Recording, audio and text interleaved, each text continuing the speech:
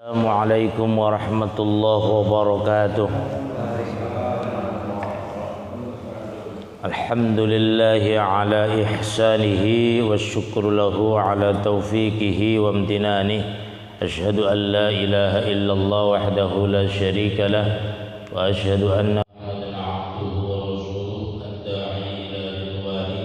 Allahumma shalli ala sayyidina Muhammad wa ala alihi wa ashabihi وسلم تسليما كثيرا أما بعد فيقول الله تعالى في كتابه الكريم أعوذ بالله من الشيطان الرجيم بسم الله الرحمن الرحيم واصبر نفسك مع الذين يدعون ربهم بالغداة والعشي دون وجهه ولا تعد عيناك عنهم تريد زينة الحياة الدنيا ولا تطع من قلبه عن ذكرنا واتبع هواه وكان أمره فرطا وقال النبي صلى الله عليه وسلم من يريد الله به خيرا يفقهه في الدين رواه الشيخان صدق الله العظيم وصدق رسوله الكريم ونحن على ذلك من الشاهدين والشاكرين والحمد لله رب العالمين. Jamaah sekalian yang dirahmati Allah Subhanahu wa taala, wabil khusus seluruh pengurus DKM Masjid Al-Muhajirin, para sesepuh, bini sepuh, tokoh masyarakat, para orang tua hadirin, bapak-bapak hadirin, ibu-ibu rahimakumullah. Alhamdulillah kita semua masih bisa hadir di majelis ini secara mudah-mudahan majelis kita, pengajian kita, pertemuan kita senantiasa diberikan keberkahan, kebaikan, kemudahan, kesehatan dan juga tentunya keberkahan dan kecukupan di dalam semua kebutuhan kita. Amin ya rabbal alamin. Dan salam senantiasa dihaturkan kepada junjungan Rasulullah Muhammad sallallahu alaihi wasallam, kepada para sahabatnya, para tabi'in, tabi'in, bi ihsan ila yaumiddin. Jemaah sekalian, melanjutkan masih berkaitan tentang azan dan iqamah. Kedua merupakan hal yang sunnah.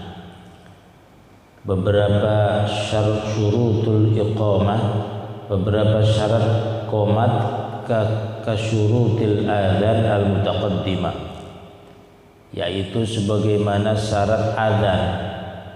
Jadi kalau qomat ya adzan, kalau adzan ya qomat. Illa fi amrayni, kecuali dalam dua, ahaduhuma az-dzukura. Kalau adzan itu disunnahkan laki-laki, kalau qomat boleh perempuan. Laisat syarton az-dzukura, laki-laki, laisat syarton fil iqamah, bukan termasuk syarat di dalam qomat. Berarti maka qomatnya perempuan dengan syarat dia mengqomati dirinya sendiri. Amma idza kanat tusalli ma'a rijalin fa inna qamatahu la tasih Syafi'iyah wal Malikiyah. Akan tetapi apabila dia sholat bersama laki-laki lalu dia yang qomat, itu tidak sah menurut Imam Syafi'i dan Imam Maliki. Imam Hambali dan Imam Hanafi justru menyatakan bahwa illa syurutul mazkurah dan syurutun kamal la syurut sihah. Jadi Imam Hanafi dan Imam Hambali tidak seperti itu. Syarat bahwa yang azan itu laki-laki dan qomat laki-laki itu syarat kesempurnaan, bukan syarat sah. Jadi cuma tidak sempurna saja apabila yang itu perempuan. Al-Hanabila qalu inna dzukura syartun fil iqamah aidan fala tatlubu minal mar'ah kama yatlubu minhal adzan. Artinya bahwa qomat menurut Imam Hambali itu sama sebenarnya hukumnya dengan dan untuk wanita tidak ada tuntutan untuk melakukan qomat sebagaimana tidak ada tuntutan di dalam melakukan azan. Tapi saya dengar itu di Masjid Nurul Huda tuh kadang yang azan perempuan itu. Itu sebenarnya kalau melihat hukum di sini nggak boleh, tidak sah bahkan. Karena ada yang mengatakan sautul mar'ah itu aurat, suara wanita itu aurat.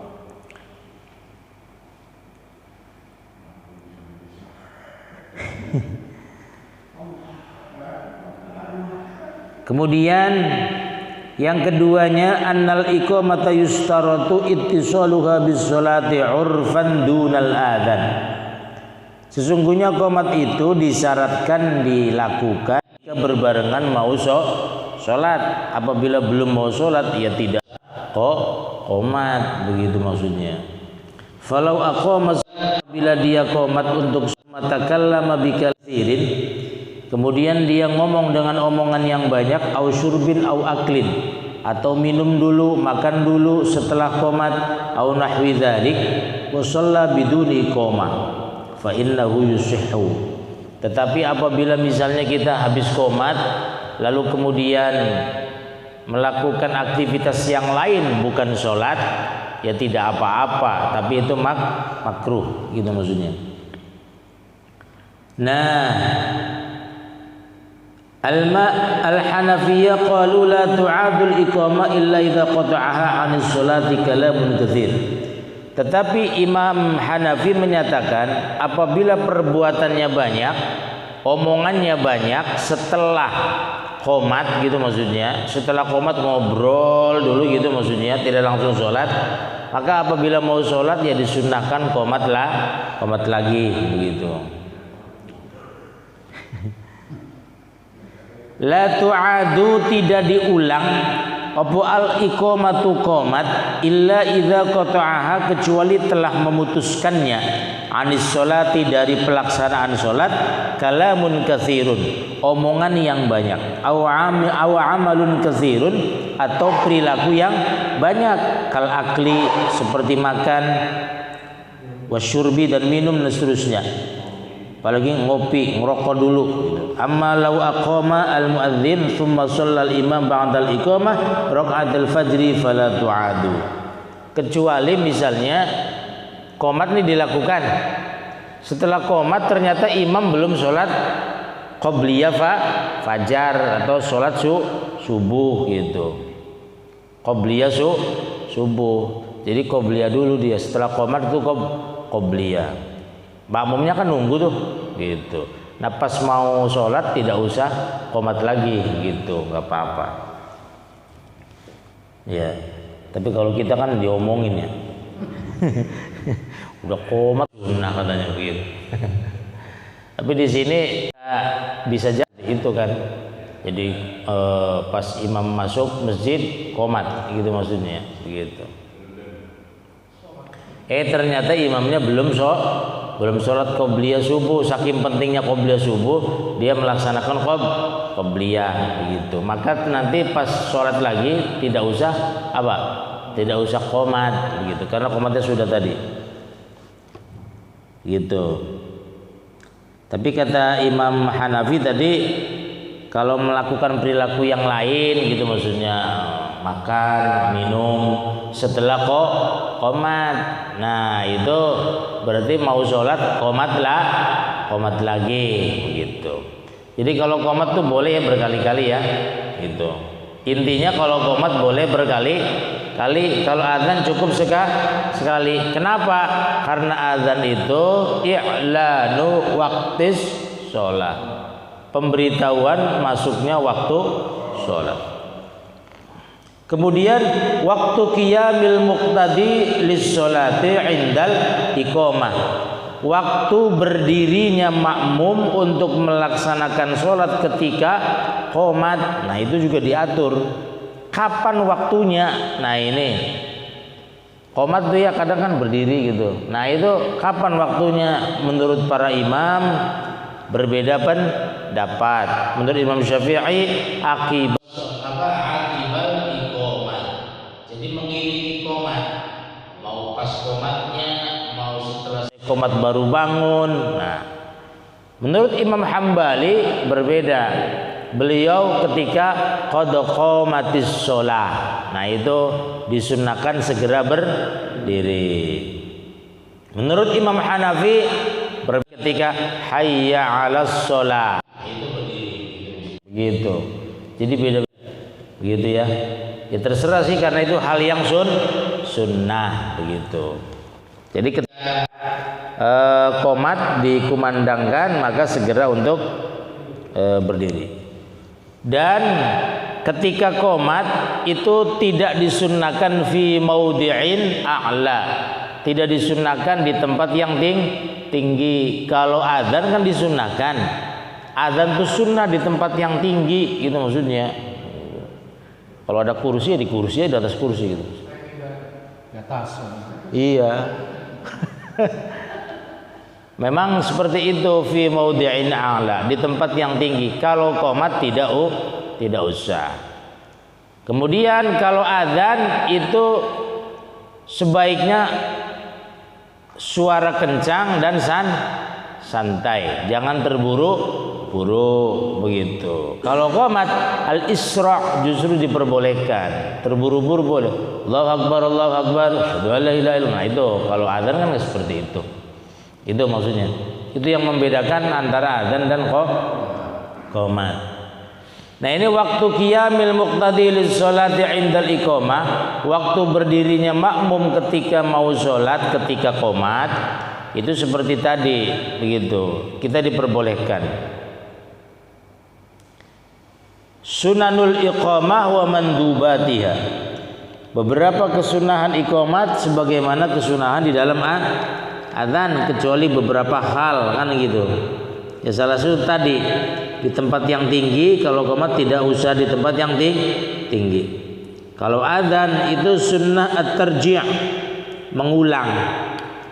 Allahu akbar, Allahu akbar, Allahu akbar, Allahu akbar, kan diulang itu. Tarji' namanya. Karena Imam Hanafi dan Imam Hambali justru adzannya itu sekali, Allahu akbar, Allahu akbar, gitu. Udah, asyhadu an la ilaha illallah, itu adzan seperti itu, gitu adzannya. Jadi cuma sekali-sekali dia. Kalau Imam Syafi'i dan Imam Malik itu ya mutlak berpendapat bahwa ya adzan sebagaimana yang dicontohkan, katanya itu ya dua kali. At-tarji', adanya pengulangan. Wa minha ayyusannu fil adzani at-ta'anni wa yusannu fil iqamah al-isra'. Nah, ya tadi ya, bahwa adzan itu sunnahnya ya ta'anni di lagu gitu. Di lagu kalau qomat justru al-isra', mempercepat itu. Bittifaqi salasah. Sepakat dengan para imam yang tiga. Wa minhu yusannu ayyad'al muadzin tarafai isba'aihi al-musabbaha fi samakhi udhunaihi bittifaqil hanabilah wasyafi'iyah. Sunnah apabila adzan meletakkan kedua jarinya, jari telunjuk al-musabbaha samakha udhunaihi, di kedua telinganya begitu. Itu sunnah apabila adzan. Kalau qomat tidak disunnahkan begitu. Maka apabila ada yang adzan biasanya begini ya, begitu. Yaitu berarti memahami itu. Terus kalau adzan ketika hayya 'alas shalah itu disunahkan menghadap ke kanan gitu. Kanan ya, sana ya. Kanan, hayya 'alas shalah, hayya 'alas shalah. Nah, kanan itu. Kalau hayya 'alal falah ke kiri. Ada yang dari asyhadu an la ilaha illallah ke kanan, asyhadu anna Muhammadar Rasulullah ke kiri. Ada yang seperti itu, yang enggak apa-apalah. Tapi yang di sini di kitab-kitab sih adanya hayya 'alas shalah itu ke kanan, hayya 'alal falah kiri. Qomat tidak seperti itu, boleh gitu maksudnya. Sambil jalan biasanya qomat ya nggak apa-apa gitu. Gitu. Kemudian disunnahkan juga al-faslu bainal adzan wal iqamah, adanya fasil pemisah antara adzan dan qomat, illa fi sholatil maghrib, kecuali dalam sholat maghrib. Kalau sholat maghrib habis adzan kemudian baca doa langsung qomat tidak apa-apa, gitu maksudnya. Sholat yang lain disunnahkan untuk ada fasil, ada pemisah antara adzan dengan qomat, seperti sholat sunnah dulu gitu, atau ngaji dulu 1 juz. Lamaan katanya. Jadi memang disunahkan di sini, bahkan bifasilin yasir kakiroati salasi ayatin, seperti membaca 3 ayat. Nah itu memang ada dalilnya di sini. Jadi membaca 3 ayat minimal, ya maksimal 3 ayat. Hanya cukup apabila membaca seperti itu. Cuma suatu hari Nabi itu sholat berjamaah isya, maghrib isya di Muzdalifah. Seperti kebiasaan Rasul setelah sholat maghrib itu ngaji, yang ngaji lah, dakwah gitu maksudnya. Ngaji terlebih dahulu, lalu sampai malam, sampai isya lewat sampai jam 9 malam misalnya. Nah itu waktu itu beliau memerintahkan kepada Bilal untuk langsung qomat, bukan adzan gitu. Jadi adzan sekali untuk maghrib dan isya, kemudian setelah itu ada qomat dua kali. Jadi qomatnya untuk maghrib dan qomat untuk isya, adanya sekali. Pernah Rasul menyatakan melakukan seperti itu. Perilaku Rasul apabila dilakukan sekali, boleh dilakukan kita selamanya juga boleh, gitu maksudnya begitu. Jadi dalil itu begitu. Kadang ini Rasul melakukan cuma sekali, ya boleh kita lakukan terus boleh. Dalam kondisi kan misalnya habis maghrib, kebiasaannya kan ada ya masjid-masjid itu habis maghrib tuh ngaji gitu. Kadang jamaah yang gak ngerti kadang protes. Ustaz, udah adzan katanya Bang, gitu. Udah masuk waktu isya, memperingati kita gitu maksudnya. Padahal ada dalil seperti tadi, apabila masih tanggung membahas ilmu ya lanjutin saja gitu, nggak apa-apa. Cuma kadang kan kita protes karena ketidaktahuannya. Ya kalau perkara tidak tahu nggak dosa Pak, gitu. Iya, untungnya kita nggak tahu gitu maksudnya, jadi nggak ada dosa. Cuma dosanya dosa tidak tahu gitu. Dosanya dosa tidak tahu. Itu ya beberapa yang berkaitan tentang adzan dan qomat. Jadi adzan dan qomat itu disunnahkan ada fasil, ada perantara jeda untuk bisa memberi kesempatan kepada jamaah apakah sholat sunnah dan sebagainya. Kecuali sholat maghrib. Kalau sholat maghrib itu waktunya sebentar. Sholat maghrib itu waktunya, kalau yang lain kan waktu sholat lain, yang 4 itu yang lain, subuh, isya, subuh, zuhur, asar, itu waktunya dibagi 3. Ada waktu fadilah, ada waktu ikhtiyari, ada waktu jawaz. Kalau maghrib tidak ada waktunya, cuma 1. Bahkan dalam satu maqalah dalam Kifayatul Akhyar ataupun dalam kitab-kitab yang lain, itu maghrib itu waktunya adalah sudah adzan dikumandangkan, gitu maksudnya. Setelah itu kemudian kita bersuci, mandi, wudhu, berpakaian, tazyin, gitu maksudnya berpakaian, kemudian pakai wangi-wangian, gitu ya. Terus kita melaksanakan sholat maghrib 3 rakaat dan melaksanakan sholat sunnah ba'diyah maghrib 2 rakaat, berarti 5 rakaat kan? Itu sudah habis waktunya, begitu. Kira-kira seperti itu. Antara setelah adzan kemudian kita mandi, wudhu. Ya mandi kan lama mainnya. Mandi gitu. Habis itu wudhu. berpakaian lalu datang ke masjid, sholat 3 rakaat, kemudian ba'diyah 2 rakaat, selesai itu waktunya begitu. Tapi kalau kita kan dibalik, biasanya mandi dulu jam 5 ya. Jam 5 mandi, persiapan masuk masjid. Ya terasa lama sih memang kalau seperti itu. Tapi kalau misalnya coba setelah adzan kita mandi dulu gitu. Nah, itu ketinggalan katanya, keburu komat. Ya itu. Iya tinggal aja udah. Kemudian akhdhul ujrah 'alal adzan wa nahwi. Boleh mengambil upah atas adzan dan sepadannya. Yajuzul akhdhul ujrah 'alal adzan wa nahwi. Boleh mengambil ujrah, mengambil upah atas yang melakukan adzan wa nahwihi dan sepadannya kal imamati seperti jadi imam wa tadris dan melakukan pembelajaran bittifaqil Hanafiyah wasy-Syafi'iyah. Ini sepakat antara Imam Hanafi dan Imam Syafi'i. Jadi boleh gitu. Orang yang muadzin dikasih upah tuh, itu boleh. Apabila dikasih upah diterima gitu. Bahkan Imam Malik dan Imam Hambali pendapatnya lebih hebat lagi pendapatnya. Mereka boleh diberikan dari jatah Baitul Mal. Jadi uang negara. Jadi merbot itu tukang azan itu PNS. Nah, itu boleh tuh. Di situ. Jadi istilahnya dari Baitul Mal kata Imam Malik dan Imam Hambali itu diperbolehkan untuk mengambil, bahkan di situ dituliskan bahwa khumus 1/5 dari harta rampasan perang. Jadi harta rampasan perang itu dulu kan ada istilahnya habis perang tuh ada ghanimah, ada rampasan perang. Nah itu mereka mendapatkan khumus 1/5 perang. Gitu.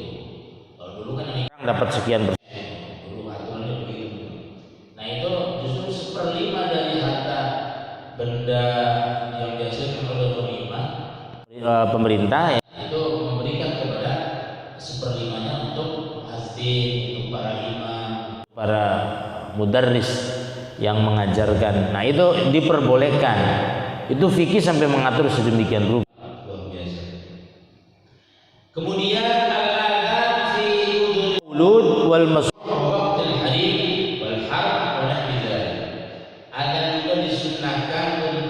kan pada saat anak yang baru lahir al-maulud, baru yang dilahirkan, wal masru' dan situasi kacau. Situasi kacau itu kayak lagi perang, waktul harb, rumah kebakaran. Tapi jangan ada uang, cari air gitu maksudnya untuk memadamkan gitu. Atau terjadi gempa, terjadi angin ribut begitu.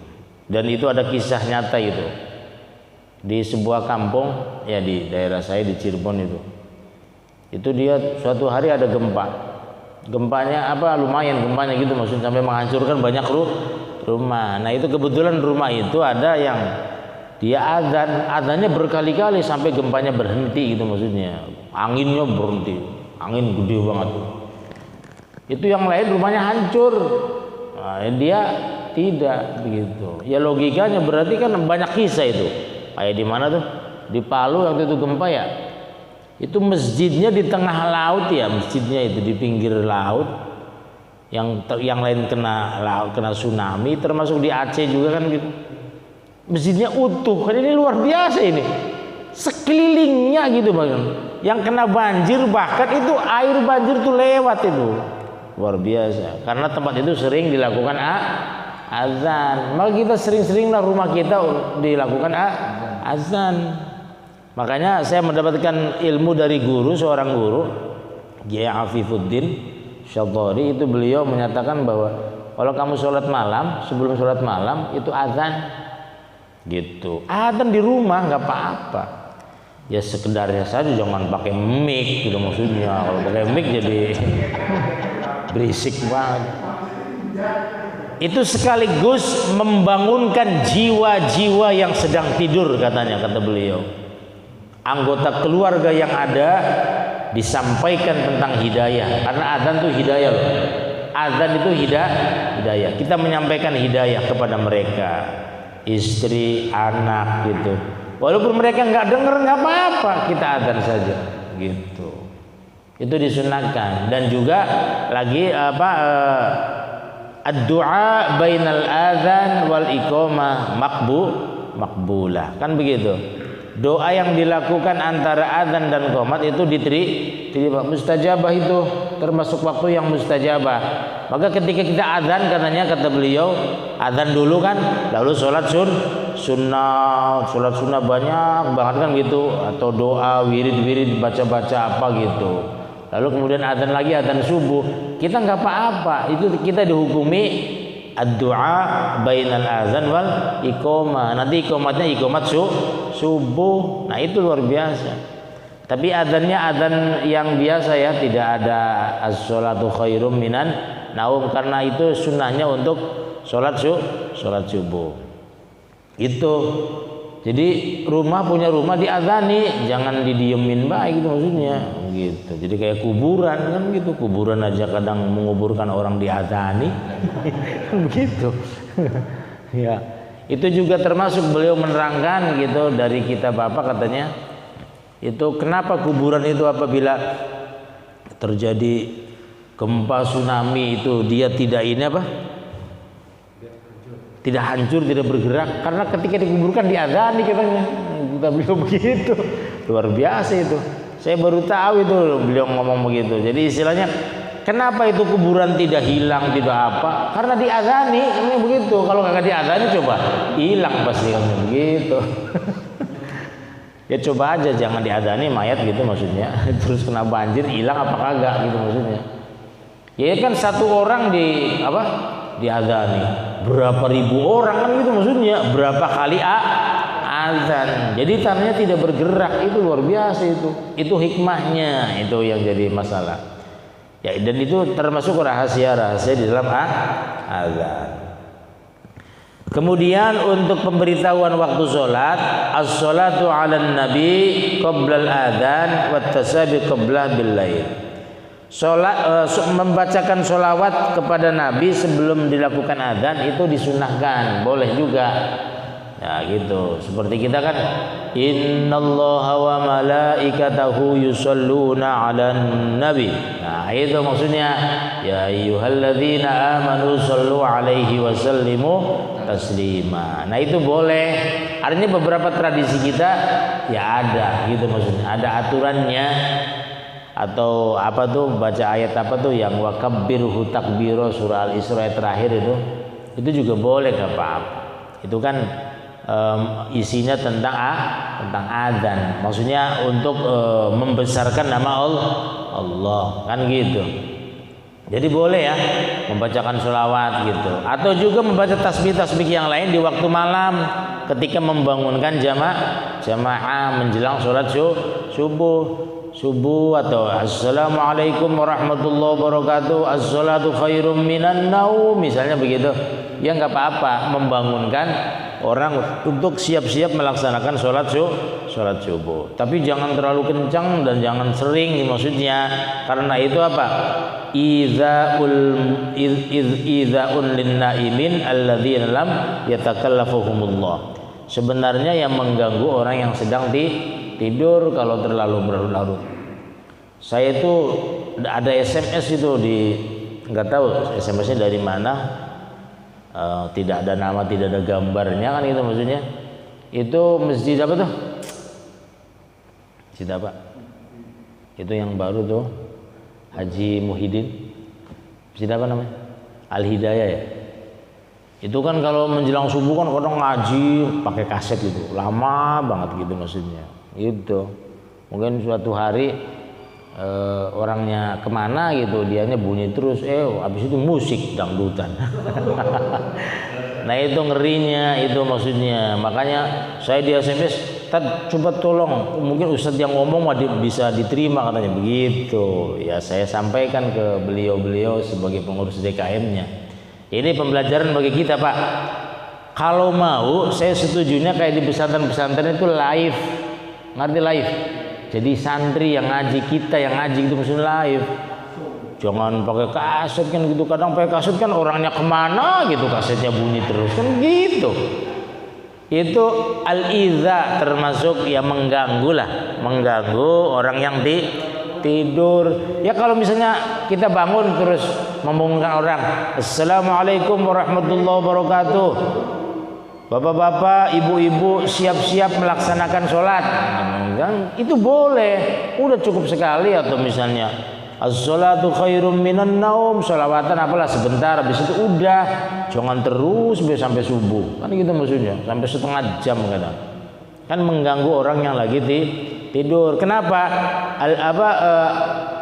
An-naimun, orang yang tidur itu alladzi lam yatakallafuhum Allah. Artinya bahwa Allah belum mewajibkan kepada orang dia tidak termasuk mukallaf. Mukallaf itu ada 3 loh. Orang yang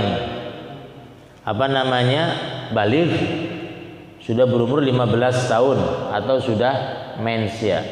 Terus yang keduanya orang yang sadar. Orang yang tidur termasuk orang yang tidak sadar. Ya, termasuk orang yang gila itu tidak terkena beban. Orang tidur tidak terkena beban. Lagi tidur misalnya gitu. Kalau dibangunkan untuk sholat memang benar, itu pendidikan. Tapi kalau orang yang tidur misalnya, kita lagi tidur, terus sholat gitu. Atau jangan sholat, wudu dulu, wudu, baru sholat. Jadi salah perintah kita. Karena orang mukallaf itu tidak terkena orang yang belum mukallaf tidak terkena beban. Orang terkena beban itu orang mukallaf itu tadi ada 3 itu. Orang yang berumur ya udah cukup, kemudian orang yang tersadarkan, dan orang yang mengetahui tentang segala hal kan gitu. Kita juga kalau belum tahu ilmunya ya tidak ada beban untuk melakukan. Tapi kalau sudah tahu ilmunya, dia berkewajiban untuk melakukan, bahkan mengajarkan, memperingati kepada orang lain. Nah itu ya, itu. Jadi memang beberapa hal ini ya saya mendapat teguran dari beberapa jamaah itu diantaranya gitu, maksudnya mengusulkan.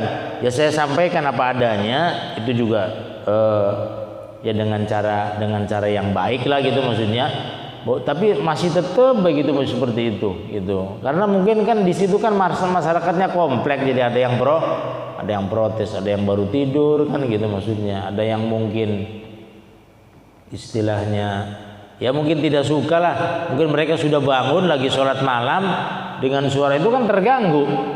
Jadi tidak khusyuk, bisa jadi Pak. Kadang kan kita begitu. Kadang ada yang puji-pujian aja kita lagi sholat sunnah kadang terganggu. Yang bener gitu maksudnya. Lagi puji-pujian sholawatan nih. Kalau di masjid ini mah nggak ada, di musola kita di kadang bocah tuh kata saya jangan nyanyi, coba sholawatan mah boleh, jangan nyanyi. Nyanyi melulu kata saya. Gitu. Kalau sholawatan mungkin bisa ditoleransi karena memang menunggu orang menunggu datangnya orang sholat gitu, nggak apa-apa. Tapi kadang pakai nyanyi-nyanyian gitu. Artinya jangan berlebihan lah kita dalam hal itu, jangan berlebihan. Pernah terjadi tuh, saya waktu itu masih mondok di Sarang Rembang itu, saya masih ingat itu di daerah Jombang Surabaya itu. Namanya Soleh merbotnya, ya sama begitu persis. Jadi pakai mic, pakai kaset dia, gitu maksudnya. Menjelang subuh, sebelum subuh jam 4-an gitu atau jam setengah 4 gitu sudah dibunyikan. Gitu. Ternyata masyarakatnya ya heterogen, di situ ada yang protes. Ribut, udah hancurin semua itu. Itu nyata real, itu bukan persoalannya, bukan persoalan yang wajib kan begitu, hal yang sunnah saja. Memang boleh sebelum adzan sholawat, tapi jangan kelamaan kan gitu maksudnya. Kalau kita mau udah bener itu maksudnya, udah masuk waktu tetet terus baca sholawat baru adzan kan sebentar. Kalau itu mah setengah jam sebelumnya, bahkan 1 jam sebelumnya sudah sudah ini. Kayak di Arab Saudi, di Mekah Madinah itu kan adzan subuh, 1 jam sebelum adzan subuh itu adzan. Setelah adzan apa? Ya udah sepi gitu, nggak ada yang melakukan apa-apa kan gitu maksudnya. Begitu. Di mic nih, yang pakai mic-nya maksudnya. Kalau kita mau ngaji, mau apa, mau sholat kan silakan, tapi jangan kencang gitu maksudnya. Begitu. Jadi istilahnya ya cukup untuk diri sendiri pengingatnya gitu, bukan untuk orang lain. Makanya kadang ya saya jujur kalau misalnya pakai mic ngaji gitu kelamaan, saya nggak setuju gitu. Masyarakat sekitar terganggu gitu. Kecuali misalnya suara dalam nih, suara dalam yang nggak apa-apa lah. Suara dalam itu pun kalau tidak mengganggu. Kadang jujur aja kalau misalnya kita lagi sholat sunnah, misalnya lagi tahajud, kemudian ngaji terlalu kencang, itu mau kencang banget gitu. Kalau Al-Hidayah kencang banget, sampai kadang keder ini saya baca apa tadi ya? Lagi sholat malam keder kan gitu. Ya artinya atur-atur lah, disesuaikan dengan kebutuhan, itu maksudnya. Boleh kita memperingati, membangunkan jamaah, tapi jangan berlebihan. Itu kira-kira jangan lama-lama katanya. Mohon maaf, itu yang bisa disampaikan dan dibacakan, kurang lebihnya usikum nafsi bitaqwallah wal afu minkum wa ufawwidu amri ila Allah subhanakallahumma wa bihamdika asyhadu an la ilaha illa anta astaghfiruka wa atubu ilaik. Assalamualaikum warahmatullahi wabarakatuh.